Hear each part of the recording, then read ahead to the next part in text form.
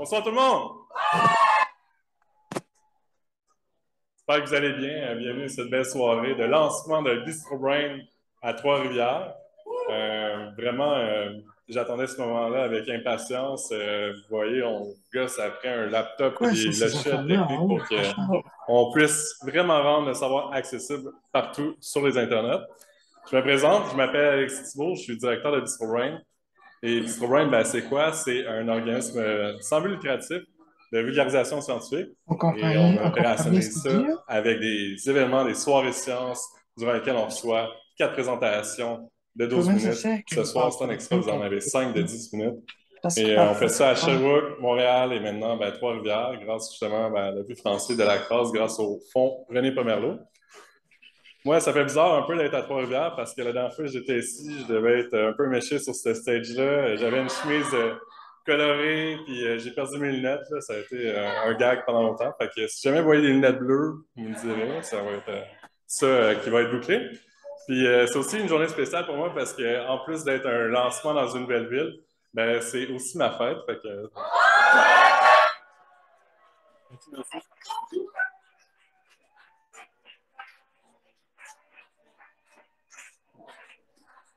Comment ça se fait?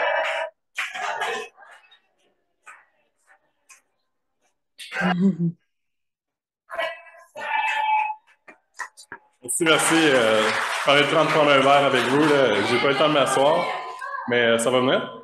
Donc, avec cet aparté personnel-là, ben, j'enchaîne un peu sur nos activités. Dans le fond, vous avez vu défiler un PowerPoint là, au début de la soirée qui indique un peu qu'on a aussi un podcast, on a des formations, on est vraiment une équipe, grande équipe d'à peu près 25 bénévoles en ce moment. Il y a juste moi qui est vraiment temps plein puis qui fait avancer le projet. Puis, je veux vous dire quand même que c'est un projet qui fonctionne. L'année passée, on a un année record de participation, on a 1113 participations à travers le Québec. C'est une moyenne d'à peu près 57 personnes par événement. En ce moment, je pense qu'on est vraiment dans ce nombre-là. Donc, merci d'être là déjà pour faire vivre le projet de la démocratisation du savoir à travers le plaisir. Donc, maintenant que tout ça est dit, j'aimerais vous parler un peu plus du contenu de la soirée. J'aimerais d'abord vous inviter à être encore plus attentifs parce qu'à la fin de la soirée, on va avoir un quiz. Donc, on va avoir une question par présentation. Ça va être affiché avec un code QR, puis les prix qu'on va faire tirer, ça va être des consommations. Donc, pour encore plus profiter de la soirée. Et c'est ça pour l'introduction. Donc, sans plus tarder, ben, on va commencer avec le cœur des événements, les présentations. Comme j'ai dit, c'est des présentations de 10 minutes. On les a recrutées à travers la formation du comité qui se prépare déjà depuis cet automne. Donc, vous l'avez peut-être croisé déjà ce soir. Là, on a Alice, on a Célia qui vient en renfort de Montréal, on a Marion bientôt, on a Gabriel à la technique, puis on a Mathilde à l'accueil. Donc, il y a vraiment des gens qui croient à ça et qui ont des valeurs en plein calqué sur celle de Bistro Brain. Donc, plaisir, démocratie et euh, curiosité, exactement.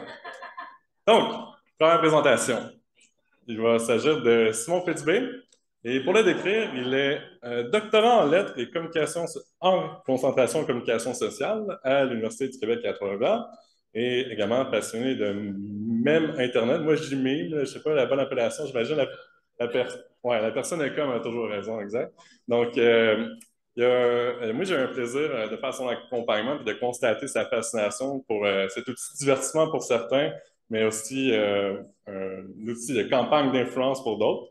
Donc, sa présentation aujourd'hui, j'invite à se joindre à nous, de l'accueillir chaleureusement, s'intitule Le même Internet, artefact des temps modernes. À toi l'honneur.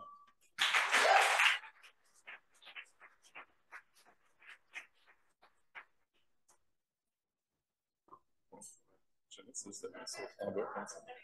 Pour avancer, comme ça. Il y a un petit hasard, si jamais tu fais ça.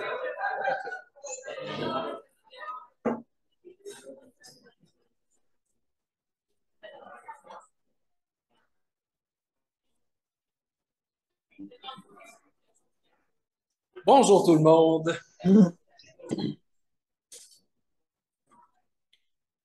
Imaginez un instant que nous sommes dans un futur lointain, plusieurs milliers d'années après notre ère.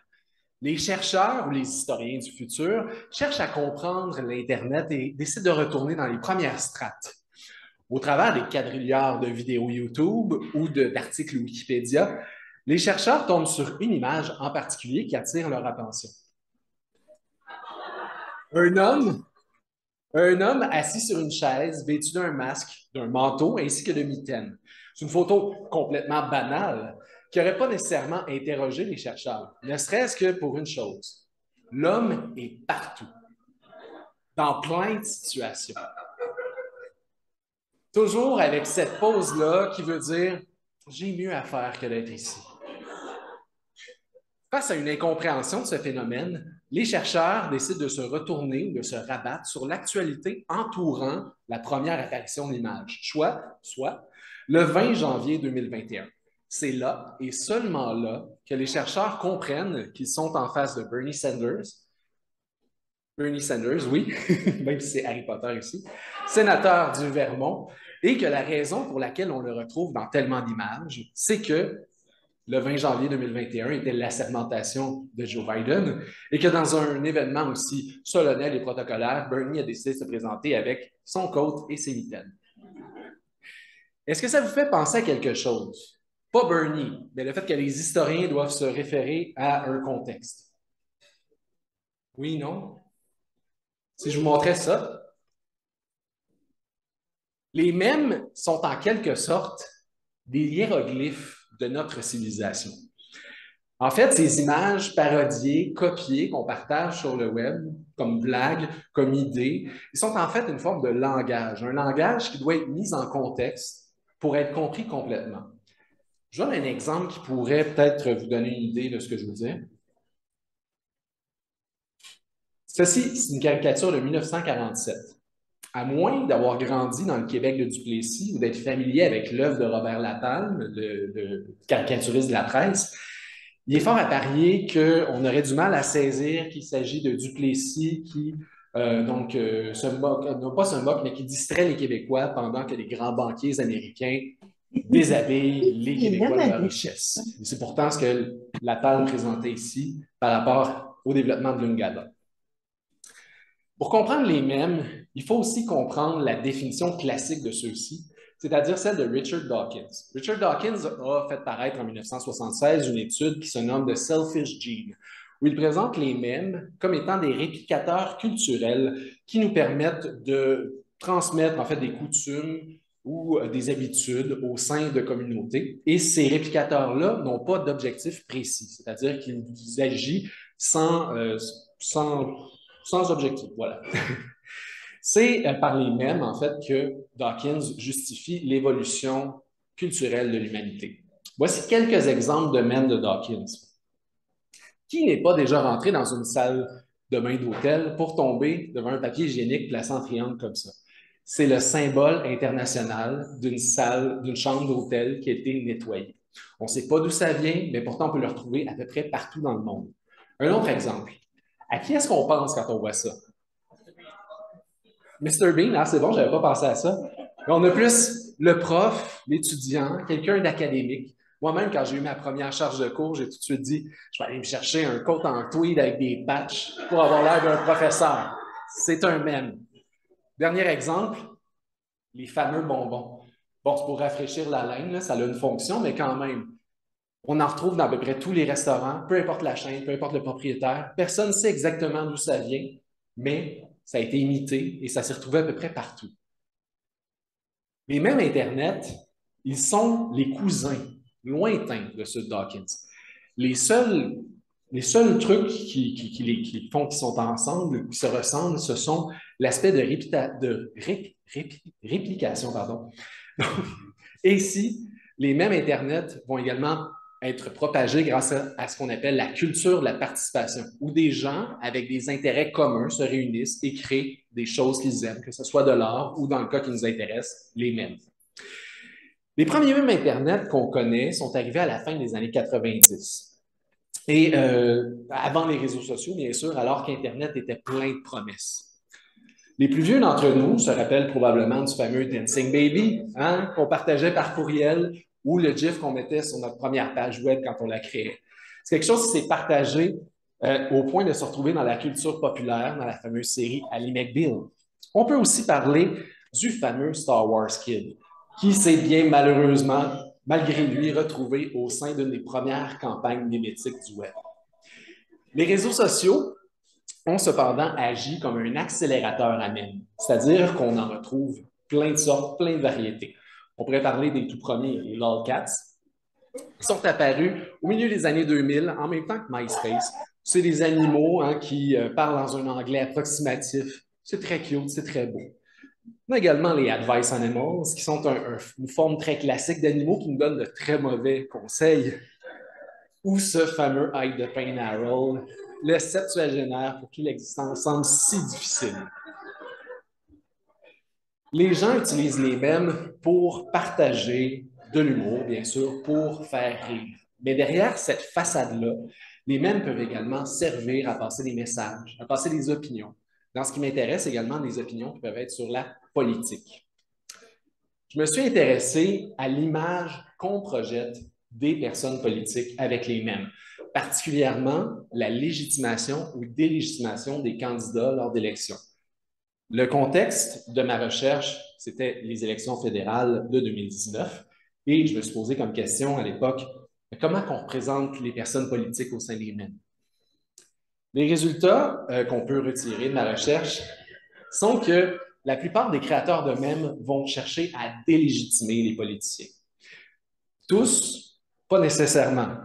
Il y a eu une personne qui est ressortie plutôt positive des mèmes dans le corpus. Il s'agit de Jack Meeting, le chef du NPD à l'époque, et toujours aujourd'hui en fait, qui nous donne une bonne idée du potentiel positif des mèmes en tant qu'outil qui pourrait mousser le personnage politique. Mais qu'est-ce qu'on apprend de tout ça en fait? Bien, d'abord, qu'on peut facilement utiliser les mèmes pour poser une critique de la scène politique. À peu près n'importe qui a accès à un Internet ou à un ordinateur peut créer un mème assez facilement, ce qui fait en sorte que c'est une expression qui est hautement démocratique. Ensuite, c'est aussi potentiellement un outil de campagne qui pourrait être intéressant pour les partis politiques, bien sûr. Au fédéral, sur la scène fédérale, on n'a pas vu encore beaucoup d'expressions mimétiques. Cependant, lors de la campagne provinciale de cette année, quelques partis se sont lancés dans les mèmes. Bon, certains connaissent déjà Québec solidaire, qui est une page liée à Québec solidaire, qui existe depuis à peu près le milieu des années 2010. Ils ont créé des mèmes pendant l'élection. En voici quelques-uns.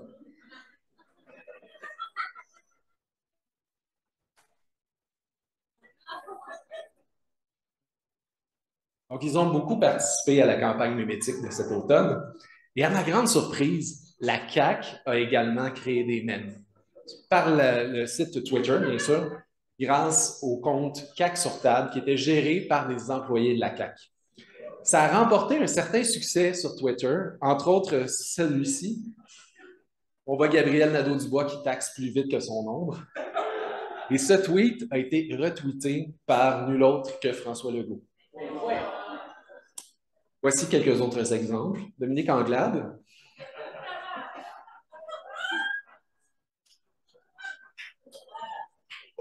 Et nos amis du Parti conservateur. Il s'agit peut-être ici de l'avenir du même Internet politique. En tout cas, moi, c'est ce que j'espère, puisque ça va me permettre de l'étudier encore mieux. C'est-à-dire que peut-être que dans quelques années, on n'aura plus nécessairement de publicité à la télévision, mais que les partis vont nous bombarder de mèmes sur Facebook, Twitter, Reddit ou n'importe quel réseau social qui va exister. En tout cas, moi, je vais garder l'œil, puis d'ici là, on pourra se divertir avec encore plus de mèmes. Et je vous remercie de m'avoir écouté.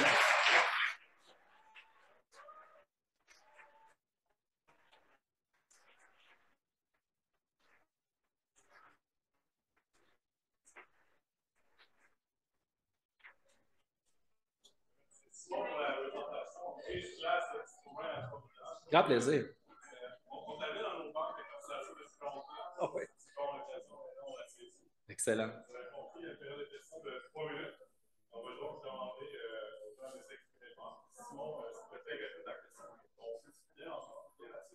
Bien sûr.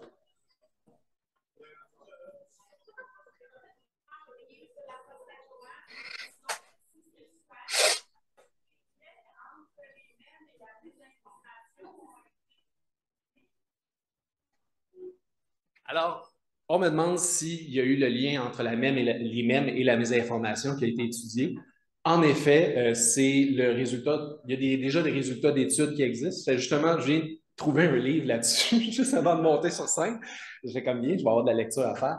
Mais il y a de plus en plus de liens qui sont faits entre les mèmes et la désinformation. C'est assez curieux parce que moi, quand j'ai commencé en 2018, ma maîtrise, on parlait à peine de ça. Les théories du complot, même, il n'y en avait presque pas. Puis maintenant, c'est rendu un champ florissant. Donc, oui, de plus en plus de chercheurs, surtout aux États-Unis, s'intéressent à ça.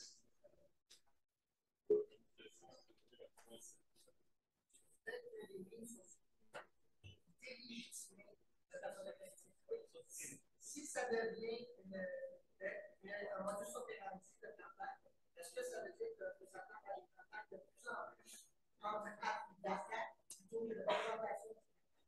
Donc, on me demande si le fait de délégitimer les candidats va mener vers plus de campagnes d'attaque de la part des politiciens. Je pense que oui.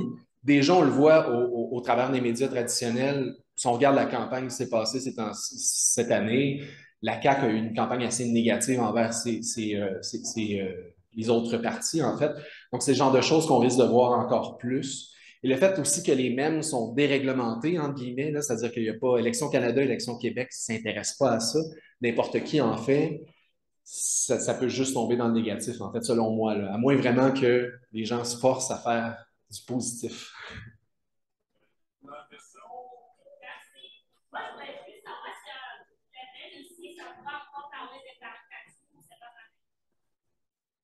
Donc, on me demande si on peut encore parler de caricature avec les mêmes. En fait, c'est les mêmes codes. C'est-à-dire qu'on va généralement prendre un événement d'actualité ou un trait d'un politicien qu'on va essayer de faire ressortir. Donc, les liens entre la caricature et le mème sont extrêmement présents.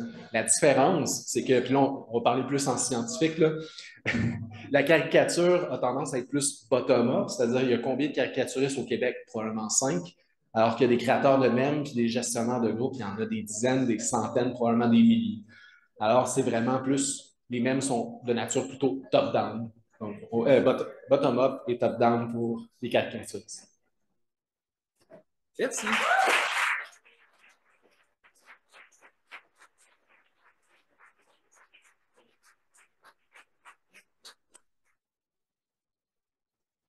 Donc, c'était vraiment une bonne même en bouche, désolé, mise en bouche. On va avec deuxième présentation déjà. Cette fois-ci, c'est une présentation qui vient de l'interne. C'est une bénévole de BistroBrain que vous avez peut-être vu courir à gauche, à droite depuis 5 heures ici. C'est Alice Wagner. Et pour la présenter, elle est kinésiologue de formation, étudiante au doctorat en sciences biomédicales, également passionnée de neurosciences, curieuse et bénévole du comité de BistroBrain à Trois-Rivières. J'ai un très grand plaisir à avoir fait sa connaissance. Et je continue à en prendre davantage sur ses compétences et son enthousiasme dans des situations de crise comme faire fitter un écran au pixel près. Donc, je t'invite à venir faire ta présentation intitulée Courir comme un poulet sans tête, le cerveau est-il nécessaire pour se déplacer?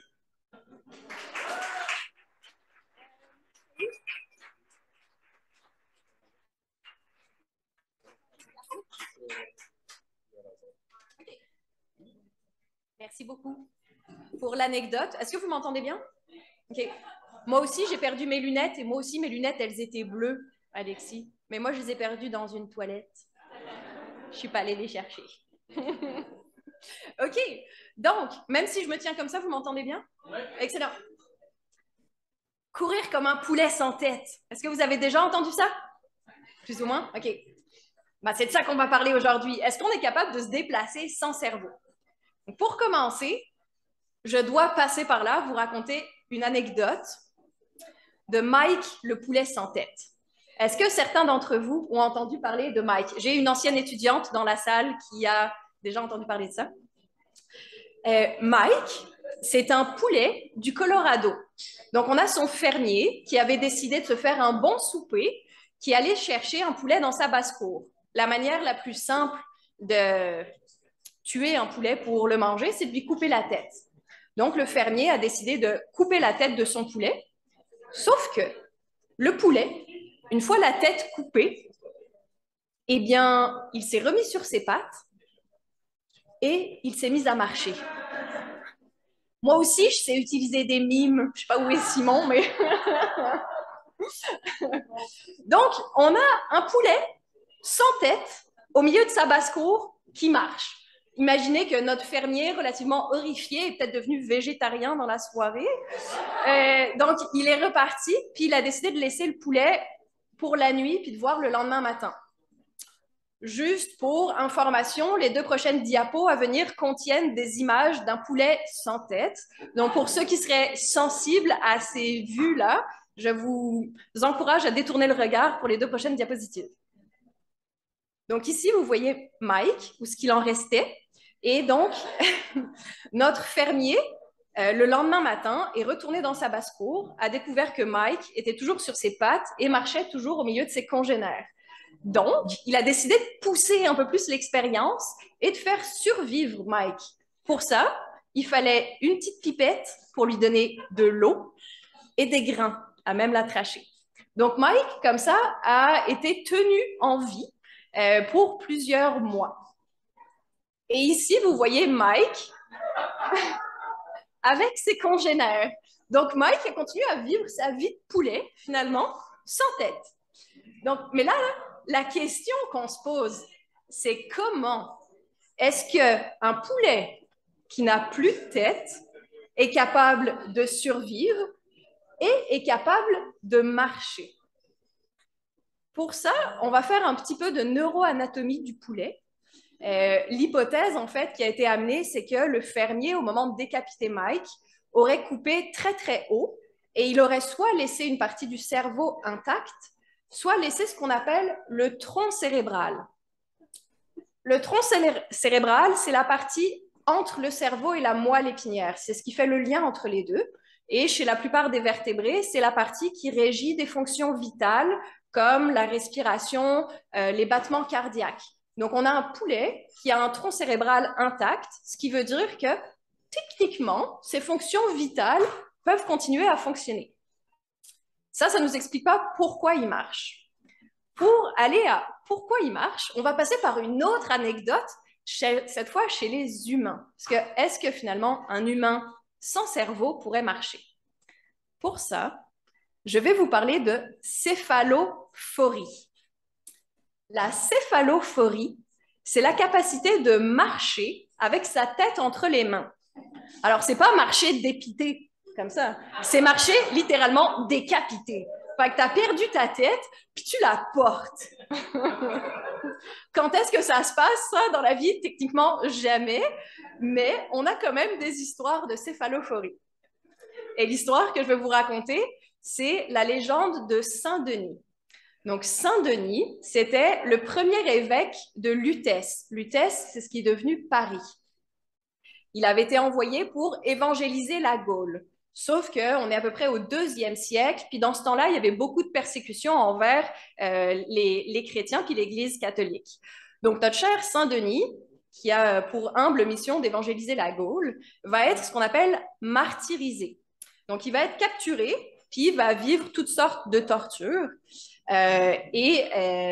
Notamment, il va être martyrisé à Montmartre, à Paris. Puis pour l'anecdote, Montmartre, ça viendrait du mont Martyrium, le mont des martyrs. Donc, vous verrez plus jamais le Sacré-Cœur puis Paris de la même manière. Donc, notre cher Saint-Denis a été martyrisé, mais finalement exécuté. Et évidemment, comment a-t-il été exécuté? Par décapitation, la peine de mort préférée des Français. Mais l'histoire ne s'arrête pas là. Après sa décapitation, Saint-Denis aurait récupéré sa tête et il se serait mis à marcher. Donc Saint-Denis serait parti de Montmartre, ici. Il aurait marché 6 km vers le nord avant de s'effondrer ici. Par la suite, la basilique Saint-Denis a été érigée à l'endroit où, techniquement, Saint-Denis se serait effondré. Donc, maintenant, on a une personne, pas de tête, puis potentiellement qui marche. Alors, est-ce que cette légende, elle est vraiment sortie de l'imaginaire de quelqu'un?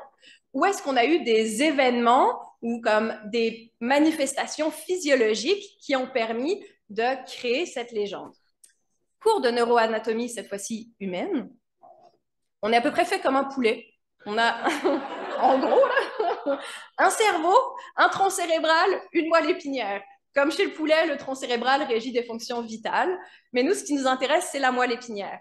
Donc, la moelle épinière, c'est ce qui se situe dans votre colonne vertébrale, et dans le fond, c'est l'autoroute de l'information nerveuse. Donc, c'est ce qui vous permet de faire communiquer tout votre corps avec votre cerveau, et votre cerveau avec tout le reste de votre corps.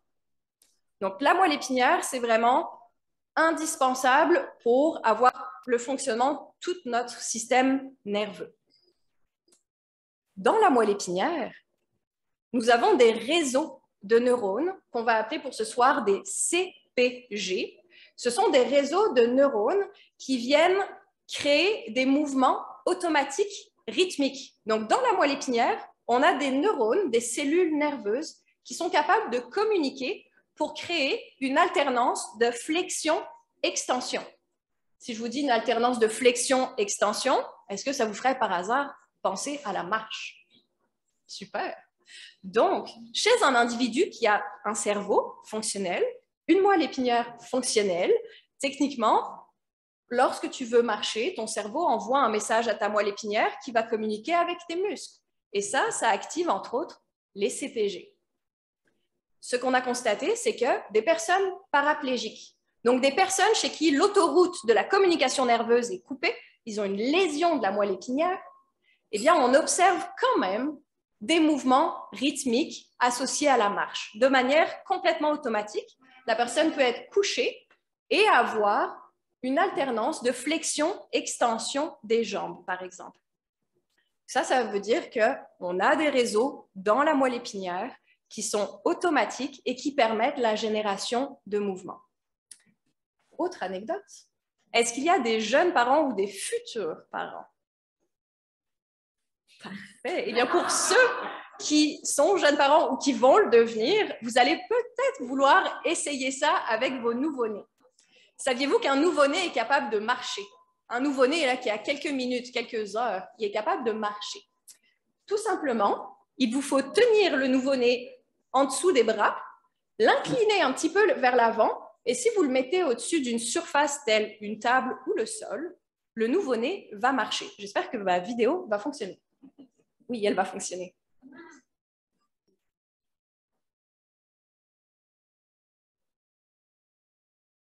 N'est-ce pas une alternance fantastique de flexion-extension? Vous voyez donc ici un individu avec un cerveau, mais pas avec de commandes conscientes, et un système nerveux en développement, un système nerveux encore immature. Cependant, il arrive à marcher, et ça, c'est grâce à nos CPG.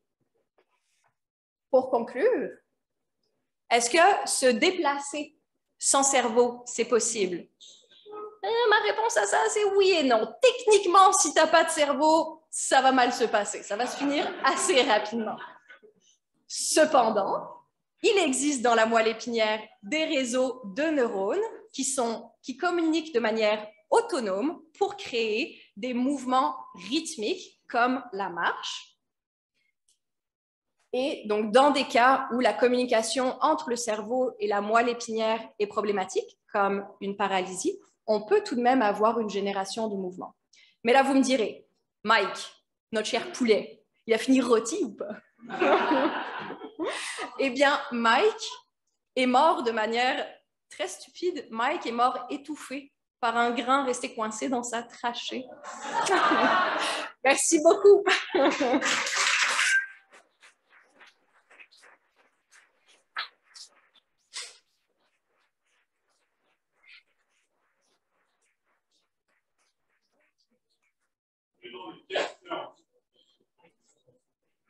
Non!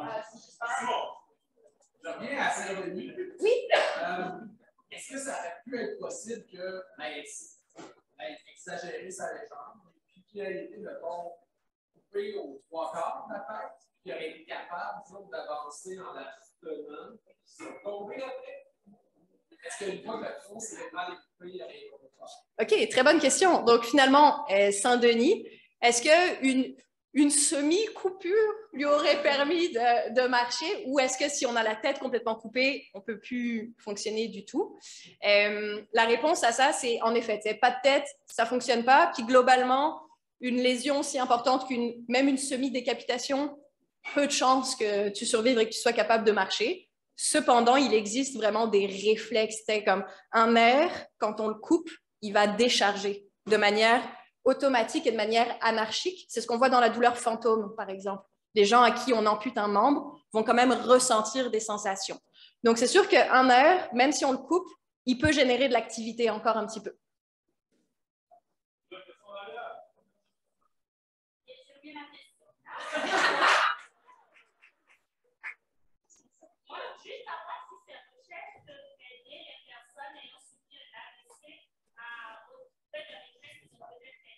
Oui, donc est-ce que ce genre d'information-là, finalement, ça peut aider dans la réadaptation de personnes qui auraient vécu un AVC, ou je me permets d'étendre à d'autres types de lésions, comme des personnes qui sont paralysées, des personnes paraplégiques ou tétraplégiques.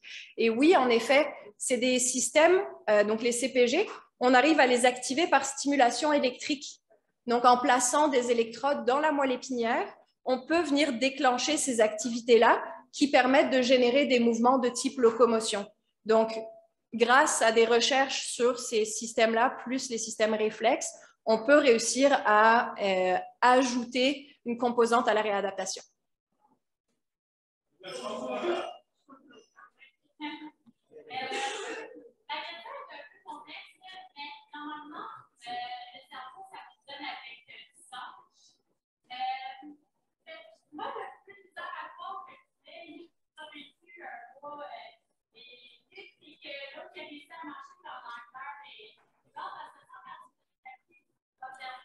Techniquement, tu perds du sang. Ce que je sais de Mike, ce qui est arrivé, c'est qu'il a eu un caillot sanguin qui a empêché qu'il se vide de son sang. C'est un gros concours de circonstances qui a fait qu'il ne s'est pas vidé de son sang et qu'il a pu survivre, parce que c'est vrai que techniquement, ça ne marche pas.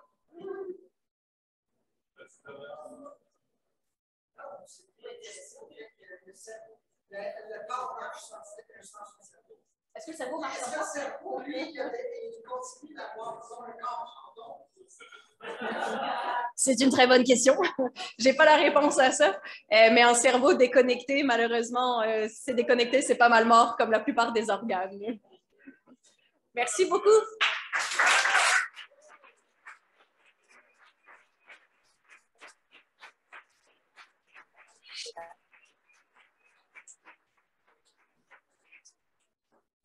Je ne sais pas si la morale de la présentation, c'est que des fois, il ne faut pas se prendre la tête, on peut vivre notre vie sans tracas.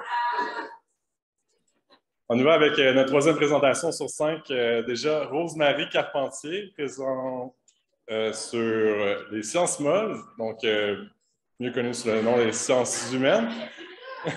Donc, je peux la présenter. Elle est étudiante au baccalauréat en psychologie, impliquée dans les causes sociales contre le racisme, entre autres. Et sa présentation s'appelle « Les sciences molles sont des paires de lunettes » et elle vise à défaire le mythe que les sciences humaines ne sont pas importantes. Merci de l'accueillir.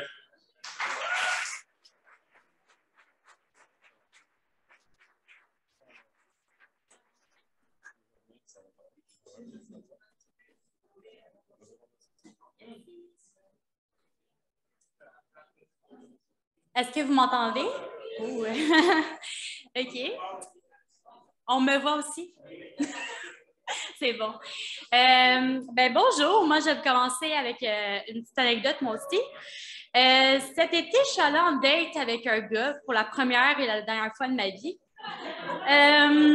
Dans le fond, ce gars-là, il a passé une demi-heure de notre temps à essayer de me convaincre que nos émotions étaient gérées par un genre de pouvoir qui se trouve au niveau de notre cœur, tout en sachant que je sortais d'un DEC en sciences humaines et que je m'en allais étudier en psychologie.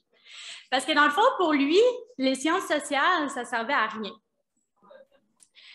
Puis ça, ce genre de discours-là, je ne sais pas pour vous, mais moi, je l'ai entendu quand même souvent, puis, tu sais, j'ai juste fait mon DEC, là, encore, là, tu sais. Je ne suis pas rendue loin dans mon parcours. Donc, pour ceux qui ne savent pas, les sciences sociales, ça correspond à la sociologie, Ensuite, on a la philosophie, on a l'histoire, la géo, l'économie, la psycho.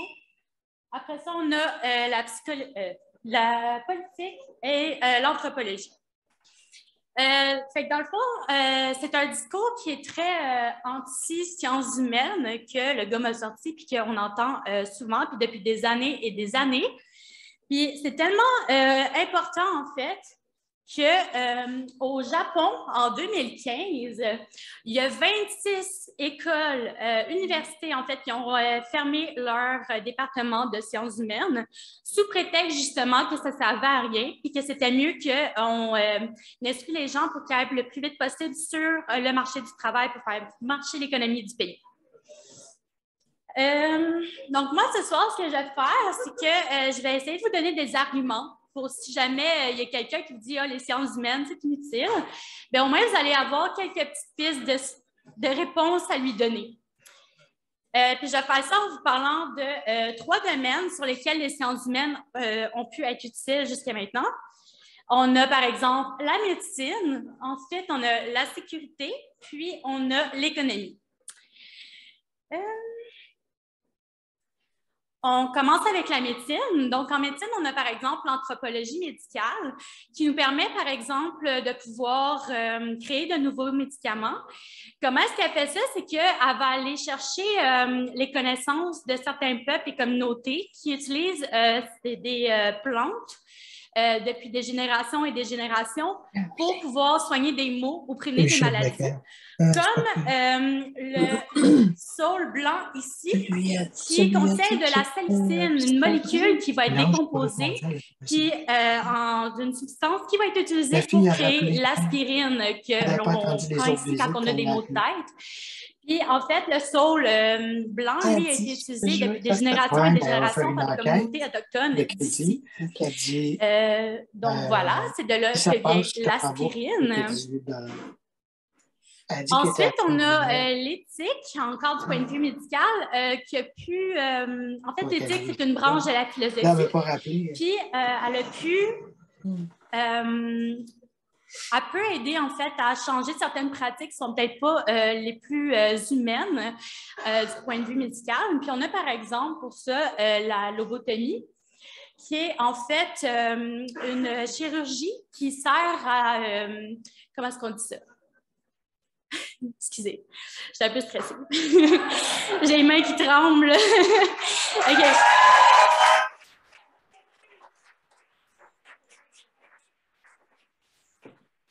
OK, donc cette chirurgie-là, elle sert en fait à calmer l'humeur et les troubles de comportement comme le TDAH. Ce qu'on fait dans le fond dans cette chirurgie-là, c'est qu'on coupe les deux, on sépare les 2 lobes frontales en 2, soit avec, comme qui est montré ici, un petit pic avec un marteau qu'on rentre dans l'œil. Ou bien, il utilisait aussi des fois directement une perceuse pour percer un trou dans le crâne, dans le plein milieu. Et tout ça sans anesthésie. Puis souvent sans le consentement non plus des personnes.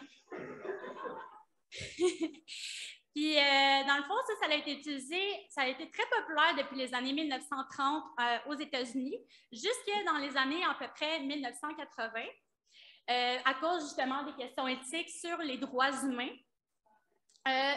Par contre, je recommence, excusez, j'ai oublié une information. Ça, c'était utilisé, en fait, c'était pas très populaire parce que, justement, ça disait que ça fonctionnait. Sauf qu'on a réalisé que ça rendrait les gens légumes. Donc, ils perdaient leur... excusez, dit de même, c'est un peu... tu sais, ils perdaient toute leur personnalité, ils perdaient... tu sais, il n'y avait plus vraiment de vie. Et tout ce qu'ils faisaient, c'était comme robotisé. Donc, ça aussi, ça l'a rentré dans la question de l'éthique. Et c'est pour ça que ça l'a fait perdre de sa popularité. Et il n'y a pas de loi, en fait, qui interdit la lobotomie, même encore aujourd'hui. Fait que ça peut être encore utilisé de nos jours, peut-être avec d'autres méthodes que ce qui était utilisé à l'époque. Mais ça va être très rare, ça va être à la discrétion des médecins avec les patients. Évidemment, là, le consentement il est peut-être plus demandé aujourd'hui. En tout cas, je l'espère. Ensuite, on a du point de vue de la sécurité, on a la criminologie, qui est une branche de la psychologie, avec, la criminologie, elle aide pour justement à promouvoir la sécurité des gens. Puis un exemple de ça, c'est lui, il s'appelle Robert Rossley. C'était un agent du FBI, un profiler. Dans le fond, il s'occupait des profils de criminels. C'est lui qui a inventé le terme de tueur en série. Donc, avant ça, il n'y a jamais eu de terme tueur en série. Il y a toujours eu des tueurs en série, sauf qu'il n'y avait jamais un mot pour décrire ça. Puis, c'est lui aussi qui a comme fait les premières fiches de profil de tueurs en série. Fait que ça il a permis de pouvoir nous donner des chances de pouvoir mieux cibler les potentiels tueurs aujourd'hui. Puis en plus, là, je sais que c'est bien en mode, mais il a aidé à retrouver Jeffrey Dahmer. Donc, c'est quelqu'un... Oh my God, OK. OK. De toute façon, j'avais fini. OK. On est rendu avec l'économie. Je vais essayer d'aller bien, bien vite. On a la géographie économique qui va nous permettre de cibler certaines places dans le monde où est-ce qu'il y a plus de pauvreté pour pouvoir essayer de contrer ce problème-là de pauvreté, comme par exemple dans le nord du Canada, où est-ce qu'on a beaucoup de pauvreté. Puis, l'une de ces raisons-là, c'est que la nourriture coûte très cher là-bas. Donc, comme on peut voir ici, un morceau de viande, 50 $, un morceau de viande pour une personne. Ensuite, ici, on a un chou pour 30 $. Ici, on a une caisse de bouteilles d'eau à 104,99 de 24 bouteilles d'eau. Et un jus fruité, un jus, 37,99. Donc, en tout, si on veut faire au moins un repas puis survivre le reste du temps avec de l'eau pendant une semaine, ça va nous coûter 222,71 $. Je vais prendre la bouteille de whisky à la place. Dans le fond, OK, fait que la géographie, elle nous a permis, c'est ça, de pouvoir montrer que, OK, on a un problème là, c'est dû à telle chose. Puis là, le gouvernement Trudeau, il a demandé à un de ses ministres qui s'appelle Jean-Yves Duclos, de pouvoir lui sortir un rapport avec une liste de solutions pour pouvoir changer ça. Puis lui, Duclos, en fait, s'est associé avec Miles Korak, un économiste, pour pouvoir trouver les pistes de solutions. Ils sont sortis, puis là, c'est censé pouvoir se régler dans l'environ 2030. OK. Alors maintenant, d'après vous, est-ce que les sciences humaines, c'est utile? Parfait, j'ai bien fait ma job!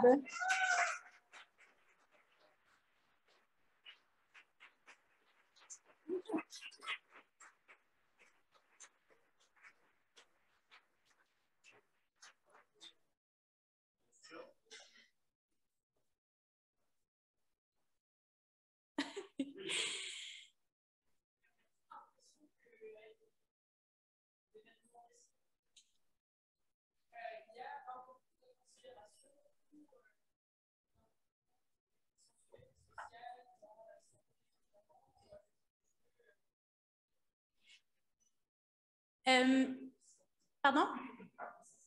OK.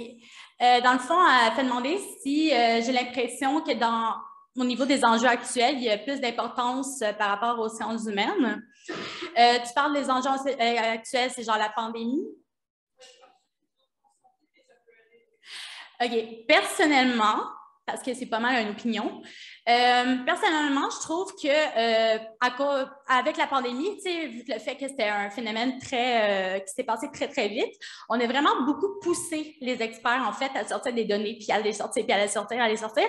On ne s'est pas vraiment attardé à des vrais résultats. Puis normalement, des études, ça peut prendre des années et des années. Donc, oui, on s'est intéressé à ce que les scientifiques pensaient. Sauf que, est-ce que les données qui ont sorti, c'était peut-être les meilleures? Pas vraiment, parce qu'ils ont vraiment beaucoup été poussés. Puis justement, ben, c'était comme, ça faisait partie d'une de mes dernières vidéos, de diapos. Mais cette madame-là, elle dit dans c'est une sociologue, en fait, Cécile Rousseau, merci. Cécile Rousseau. Puis dans le fond, c'est ça, elle parle de ça. Elle dit, tu sais, on nous demande souvent justement de sortir des données puis de sortir des données, mais tu sais, après ça, il ne faut pas venir nous chialer dessus si finalement, c'était pas super bon les données, là, tu sais. Fait que Saint-Pierre, Saint-Pierre, Cécile Saint-Pierre. Donc, ouais, pour moi, c'est ça mon opinion.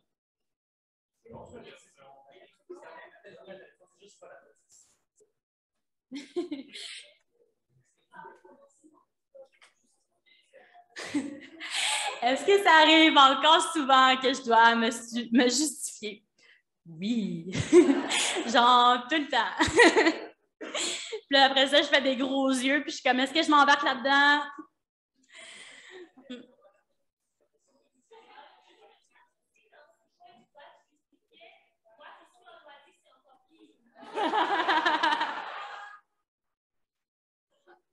Mais j'aime bien le social, fait que ça arrive très souvent aussi.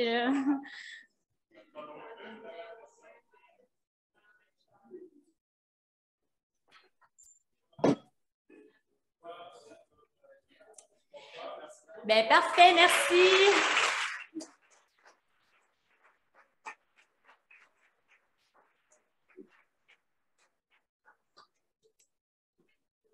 On est maintenant au temps de la pause. Vous savez, la vulgarisation, ça part du principe qu'on économise votre attention, on essaie de mettre la charge de communication sur les gens qui parlent pour rendre la tâche la plus facile. Donc, on vous laisse respirer un peu du cerveau pendant une dizaine de minutes, puis on se retrouve à peu près à 19h15. À bientôt. Donc, j'espère que vous avez pu profiter de votre pause. On enchaîne maintenant avec la 4e présentation de la soirée. Ça s'agit de Marion Ravet-John, qui est étudiante au doctorat en biologie cellulaire et moléculaire. S'il vous plaît, je sais que vous êtes passionné par la vulgarisation scientifique. Yann, je sais que tu aimes vraiment beaucoup parler. Yann Bertrand? Yann Bertrand une fois? Donc, je répète, s'il vous plaît, Marion Ravet-John avec une présentation qui s'appelle « C'est mathématique, mangez moins et vous perdrez du poids ». C'est vraiment, je suis content quand même parce que les esprits sont stimulés, mais on voudrait quand même donner une once d'attention à nos présentatrices et présentateurs. Donc, je vais attendre peut-être la table au centre ici. Je ne sais pas si on peut leur faire un petit...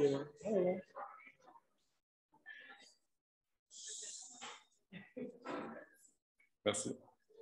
Donc, Marion Ravet-John, qui est étudiante au doctorat en biologie cellulaire et moléculaire et qui est passionnée par la recherche, la musique, la cuisine et, par conséquent, manger. Elle a plusieurs implications en vulgarisation scientifique, Ma thèse dans 180 secondes, l'expérimentarium de l'UQTR. Elle est également créatrice de CapScience UQTR, de capsules de vulgarisation scientifique vidéo. Vous allez voir ça, c'est vraiment intéressant. Et sa présentation s'intitule « C'est mathématique, mangez moins et vous perdrez du poids. » Ou pas. Merci de l'accueillir.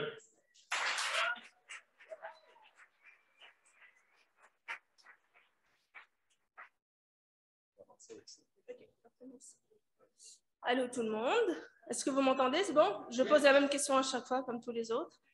Donc, vous allez bien, j'espère. Passez une bonne soirée. Donc, j'ai été présentée, je m'appelle Marion, donc je m'appelle toujours Marion. Alors, ce soir, je vais vous parler d'un sujet qui n'est absolument pas mon domaine de recherche. Donc, ça veut dire que s'il y a des gens qui se connaissent et que je dis n'importe quoi, je suis désolée. Néanmoins, comme je suis une fervente défenseuse de l'alimentation, j'ai décidé de vous parler de la nourriture. Et je pense que c'est de circonstance, tout simplement, parce que les fêtes approchent, n'est-ce pas? Hein, et on va se retrouver face à des tables garnies. Et on va s'empiffrer.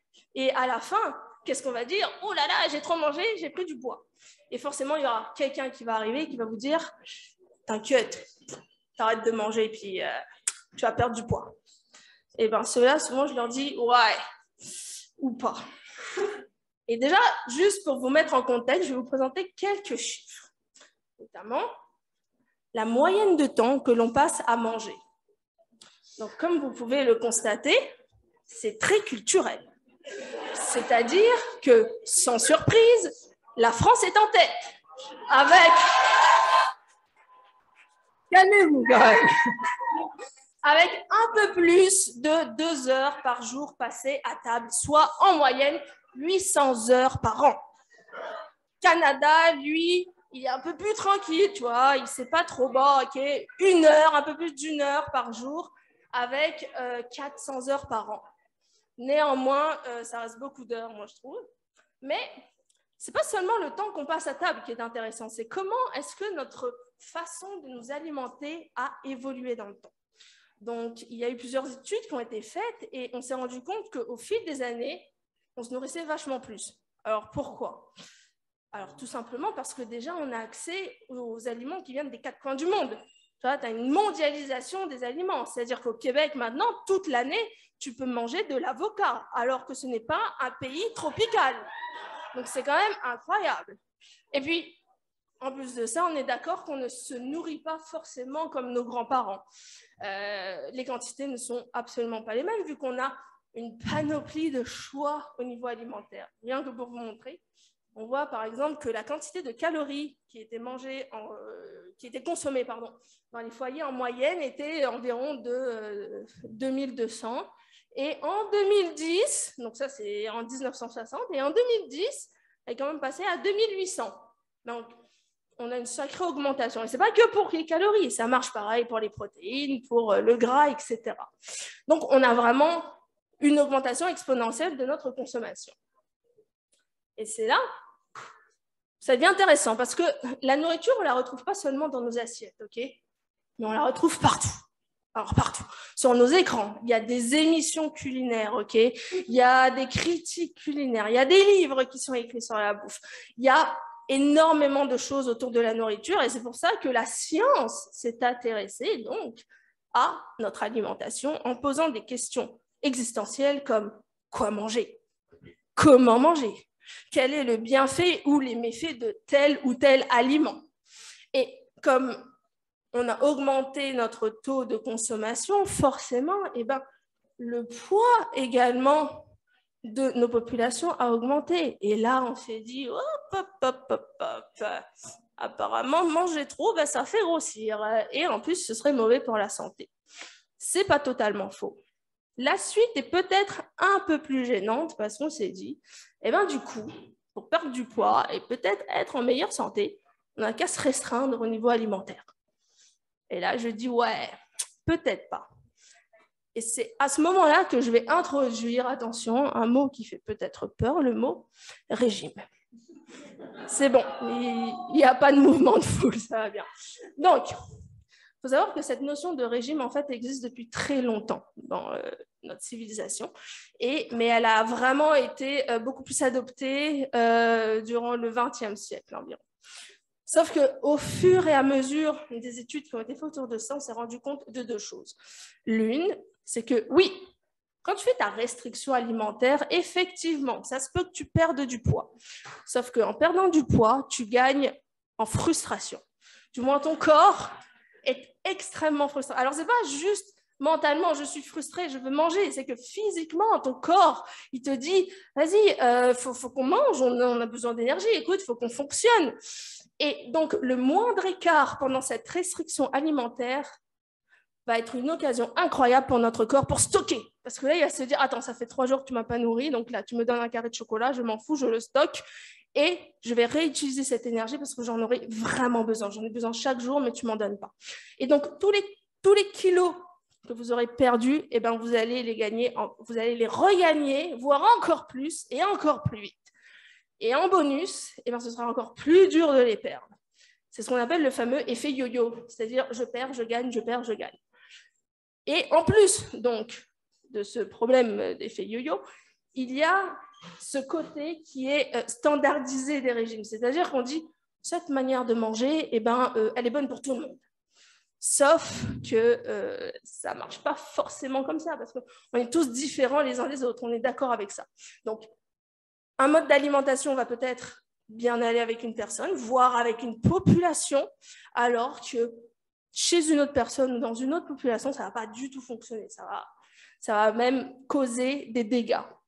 Et puis, au fur et à mesure, on a associé d'une manière très simple le fait d'avoir une alimentation saine et le fait de faire un régime diététique.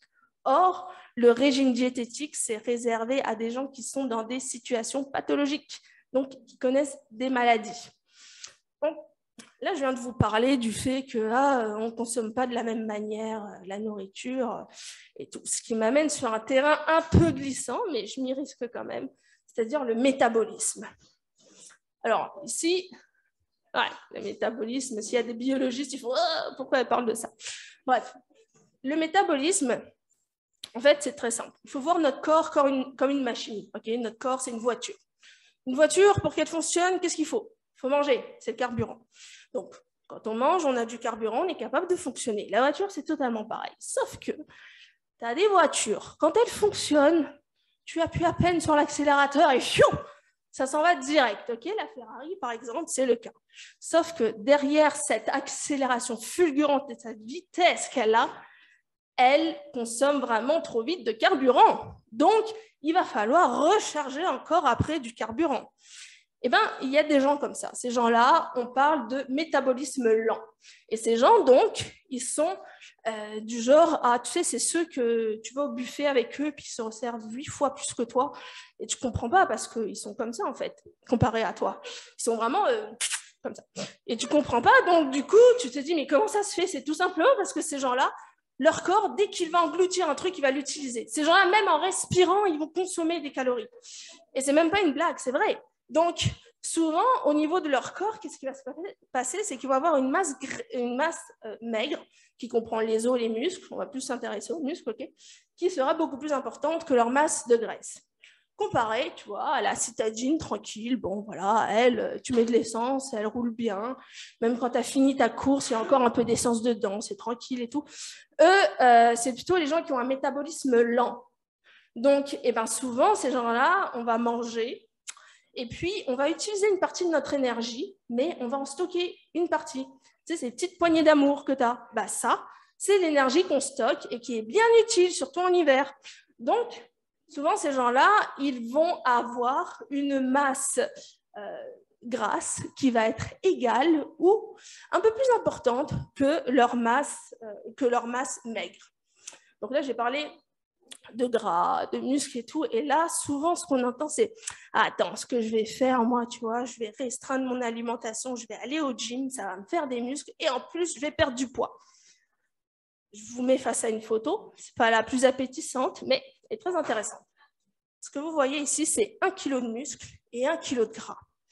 Alors, je vous assure que entre les proportions du muscle, la proportion de muscle est plus petite que la proportion de gras.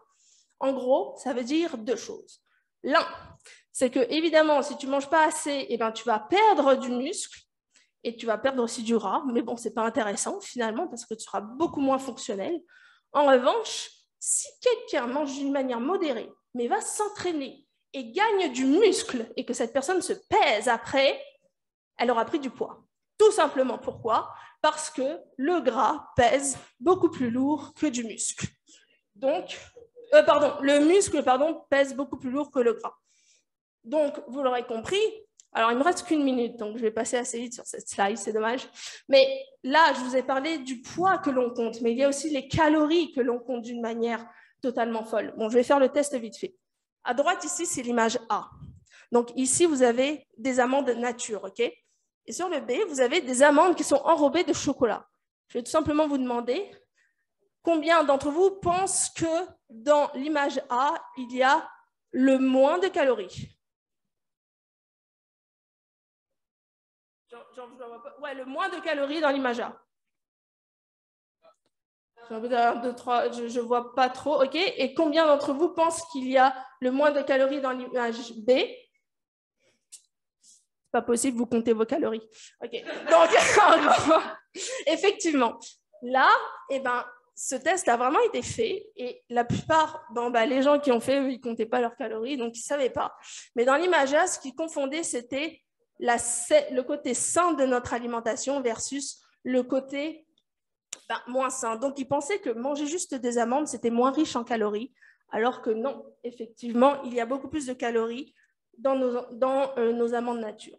Donc, pour finir, je vais le dire vite fait, vous aurez compris que ce n'est pas vraiment une question mathématique en tant que telle. C'est que ce que vous mangez, il faut l'utiliser. Donc, il faut vraiment faire un espèce de ratio entre mon apport énergétique et ma dépense énergétique, ce qui nous amène à dire que ce n'est pas si mathématique que ça, manger moins et vous perdrez du poids. Moi, je dirais plutôt que c'est chimique. Autrement dit, rien ne se perd, rien ne se crée, mais tout se transforme. Merci.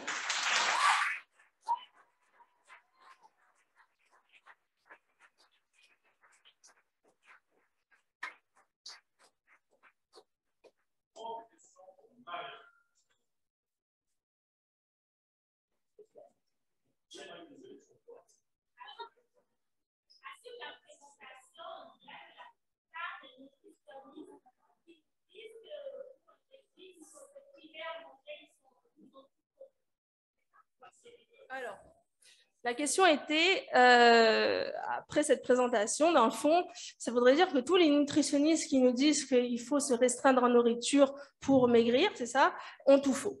Eh bien, je dirais que c'est surtout que c'est incomplet. Parce que, oui, il faut choisir cependant les aliments que l'on mange. Entre des aliments transformés, c'est-à-dire manger 50 donuts dans une journée ou même 3-4 donuts dans une journée, c'est peut-être pas la meilleure chose à faire. Néanmoins, si tu as une dépense énergétique qui est conséquente, ça peut marcher. Mais ce qu'il faut surtout, c'est se dire qu'il ne faut pas créer de frustration à notre corps. Dès le moment où on sent qu'on a faim, il ne faut pas engloutir non plus le double de ce qu'on a besoin, mais il faut combler cette faim parce que ça veut dire que notre corps en a besoin. Rien que pour faire fonctionner notre cerveau, notre corps a constamment besoin de glucides. Notre cerveau ne peut pas fonctionner sans glucides. Donc, ça veut dire que oui, ils ont faux parce que ça se peut que du côté que si on restreint notre alimentation, on va se retrouver avec des capacités cérébrales qui vont être beaucoup moins efficaces et donc aussi des capacités physiques qui vont être aussi beaucoup moins efficaces. Mais néanmoins, c'est toujours mieux d'accompagner, enfin, je ne suis pas encore une fois nutritionniste et je ne suis pas dans le domaine, mais de ce que j'ai compris des personnes qui travaillent dans ce domaine, c'est que c'est toujours mieux d'accompagner l'alimentation de l'activité physique. Donc voilà.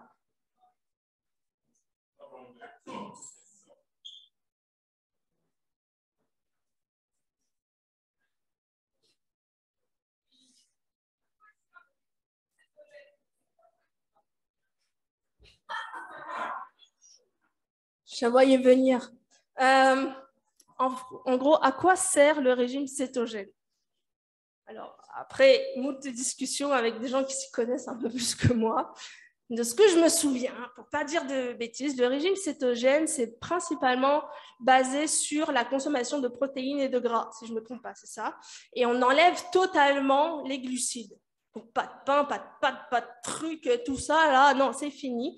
On mange vraiment juste du gras, des protéines. Et en vrai, le régime cétogène, eh ben, ça a été vraiment plus, je crois, recommandé aux gens qui souffrent d'épilepsie, c'est ça?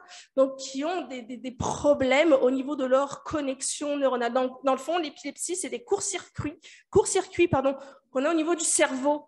Et donc, pour résorber ces courts-circuits ou pour faire fonctionner, voilà, on coupe la tête. Avant de couper la tête, on leur propose un régime cétogène.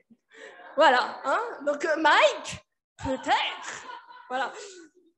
Donc, c'est ça. Donc, dans l'idée, c'est ça. Le régime cétogène, oui, c'est très à la mode, mais il faut quand même faire attention. Ça reste un régime, comme j'ai dit. Il y a quand même des facteurs qui font que ça ne fonctionne pas chez vous si vous l'essayez. Et de plus, comme je l'ai dit, les régimes diététiques sont vraiment plutôt recommandés dans des cas de pathologie. Donc, pour le cétogène, c'est plutôt recommandé pour des gens qui ont des problèmes cérébraux, notamment des crises d'épilepsie.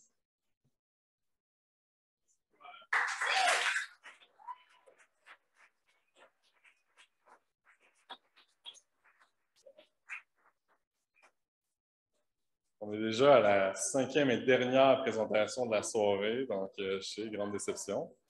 On y va cette fois-ci avec quelqu'un que je connaissais de Trois-Rivières.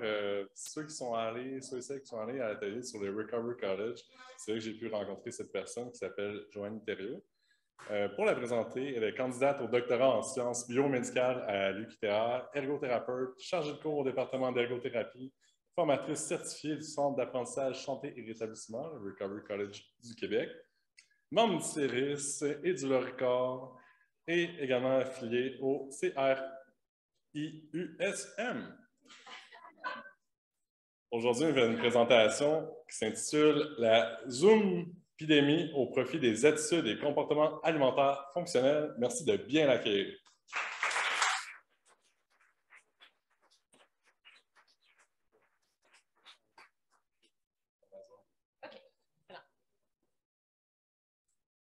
Bonsoir tout le monde.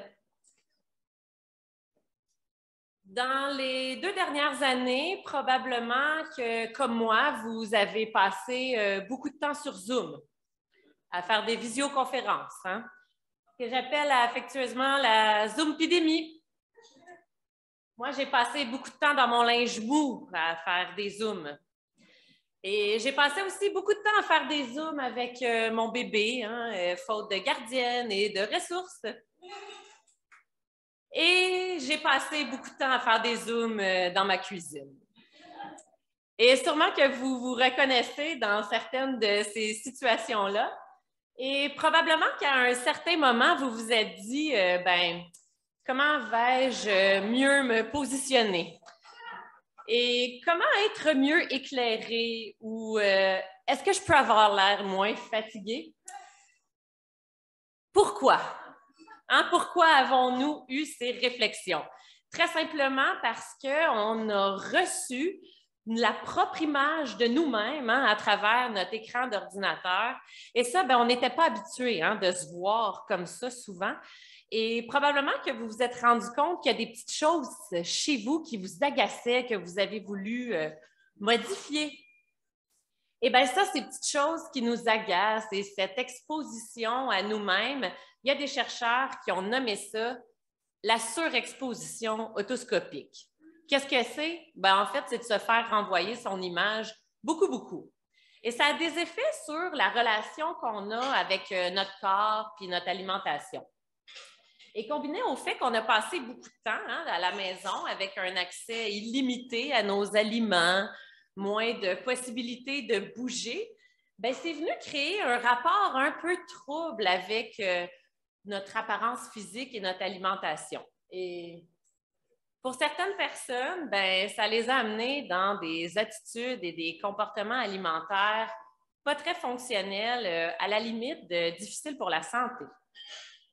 Et ça a eu des conséquences ici, chez nous, lesquelles, beaucoup de gens nous ont dit qu'ils sont insatisfaits de ce dont ils ont l'air, qu'ils veulent perdre du poids. Et surtout, ils nous ont dit quand même 45% des Québécois qui ne voudraient plus ouvrir la webcam dans le Zoom s'ils jugent que leur apparence est négligée. Et on parle ici de personnes qui sont des citoyens, des monsieur, madame, tout le monde, comme on dit, pas des gens qu'on sait plus à risque d'être insatisfaits avec leur apparence, comme les jeunes femmes ou les adolescents, les grands citoyens. Et ça nous a amené, le CERIS et le LORICOR, les 2 groupes de recherche dans lesquels je suis impliquée, à se poser la question, comment est-ce qu'on peut aider les gens à adopter des attitudes et des comportements alimentaires fonctionnels qui mettent à profit cette Zoom-pidémie dans laquelle on est plongé? Et probablement que rendu ici, vous vous dites, ça y est, elle va nous parler de troubles alimentaires, d'anorexie et de boulimie. Pas du tout.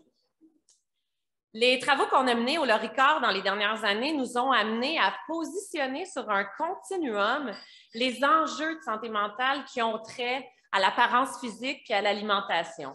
Un continuum qui est beaucoup plus inclusif que les diagnostics qu'on connaît dans le DSM.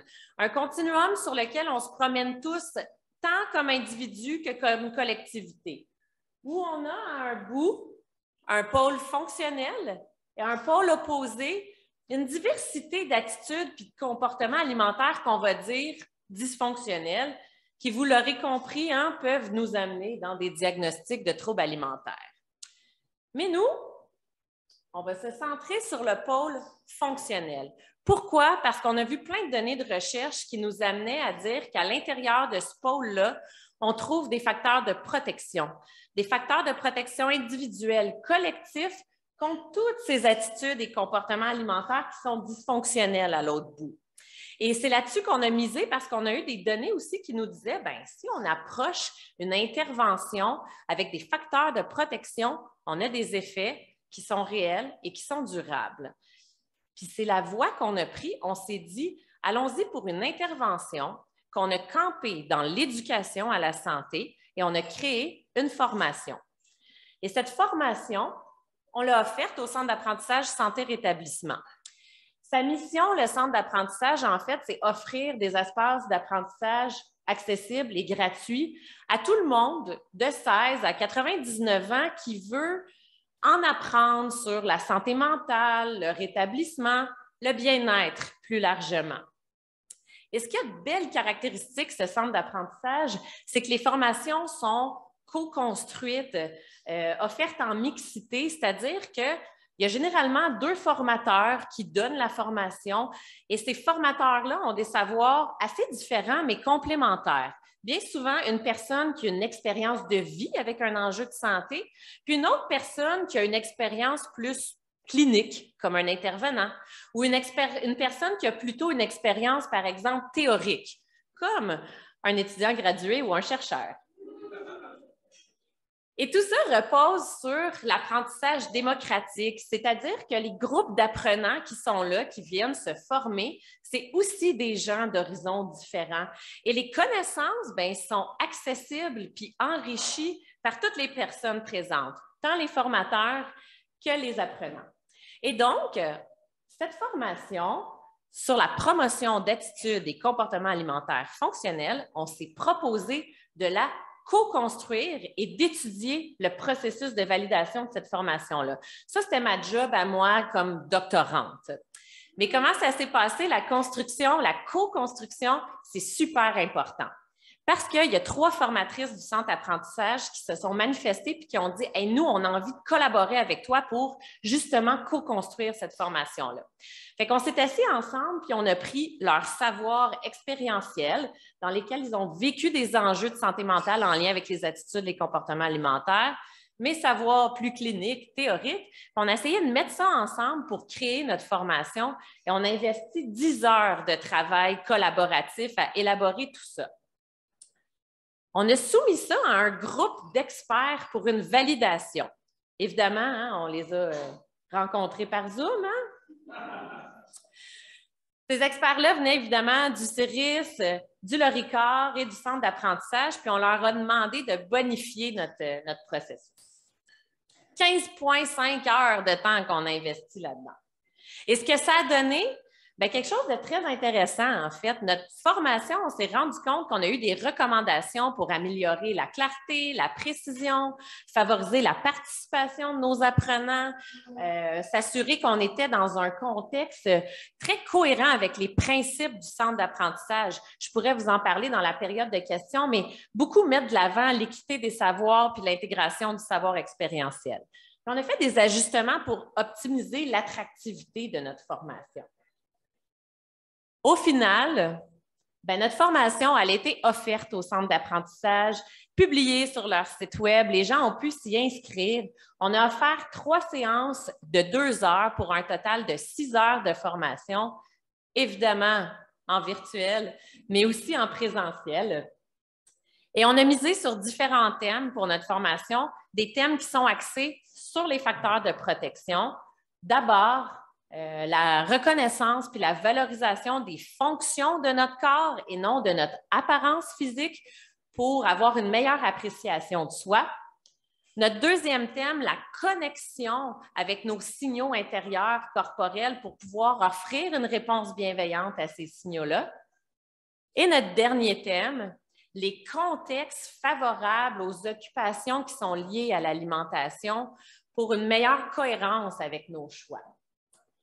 Et jusqu'à maintenant, on a formé depuis l'automne 2021 une trentaine d'apprenants à cette formation-là. Et ça continue. On pense que d'ici la fin de l'année 2022, on devrait avoir formé autour d'une quarantaine de personnes à cette formation-là. Et ce qu'on a fait, c'est qu'on a étudié comment elle est développée, implantée, cette formation-là. Quel est le niveau de satisfaction des apprenants? Comment c'est conforme aux principes du centre? Et aussi, comment c'est vécu cette expérience-là? Qu'est-ce que les gens en retirent? Et ce qu'on voit pour l'avenir, c'est que là, on a développé des processus, des outils ultra pertinents, ultra intéressants qu'on va pouvoir généraliser à d'autres innovations où on vise la co-construction, le co-développement, que ce soit pour des formations ou d'autres types d'initiatives. Donc, le futur est beau, le reste est à suivre. Merci de votre attention.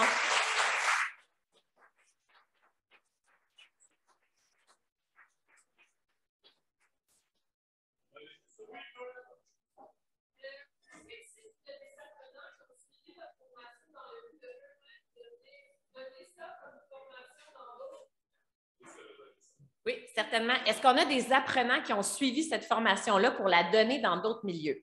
En fait, je te répondrais que dans l'ensemble des formations du centre d'apprentissage, on a beaucoup d'apprenants qui viennent suivre les formations, pas juste celles sur les attitudes et comportements favorables, mais l'ensemble des formations.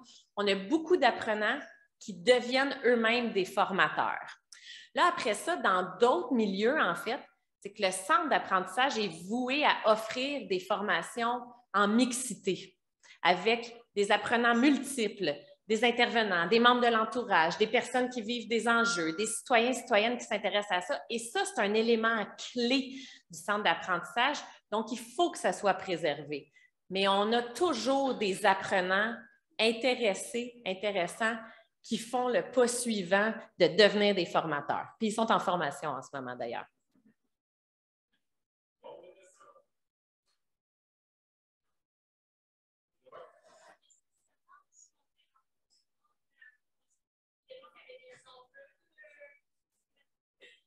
Est-ce qu'il y a des gens qui ont suivi la formation, qui ont changé des choses chez eux, des attitudes, des comportements?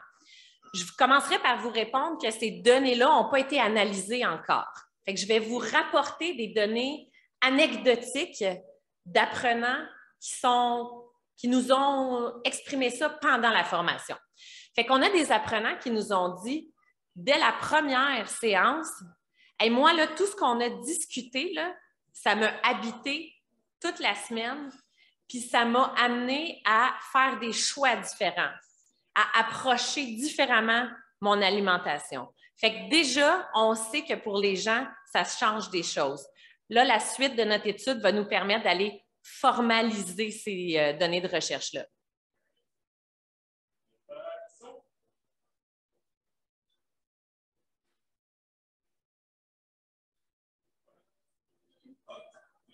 Oui.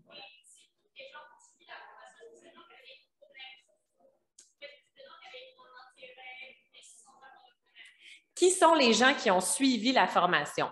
C'est des gens très différents. Oui, il y a des gens qui avaient des enjeux peut-être plus personnellement. Il y a des gens qui sont des intervenants de milieux communautaires ou des CIUS qui sont partenaires du centre d'apprentissage, qui sont venir suivre la formation pour essayer de mettre ça en place dans leur propre pratique. Puis, on a, par exemple, des membres de l'entourage qui vivent avec une personne qui doit vivre avec ces enjeux-là au quotidien, qui sont venus essayer d'avoir des solutions pour eux puis la personne proche d'eux. Puis, on a des citoyens, citoyennes que pour eux, ce n'était pas des enjeux d'avoir vécu ça pendant la pandémie, mais qui s'intéressent à ça puis qui veulent avoir un œil critique justement sur toutes les bonnes recommandations de saines habitudes de vie, puis les régimes, puis comment on approche ça? Bien, nous, on leur a offert des solutions pour ça, puis on leur a dit, bien, on va vous renseigner, puis ça va vous permettre d'avoir un œil critique puis de prendre ça avec un grain de sel. De rien.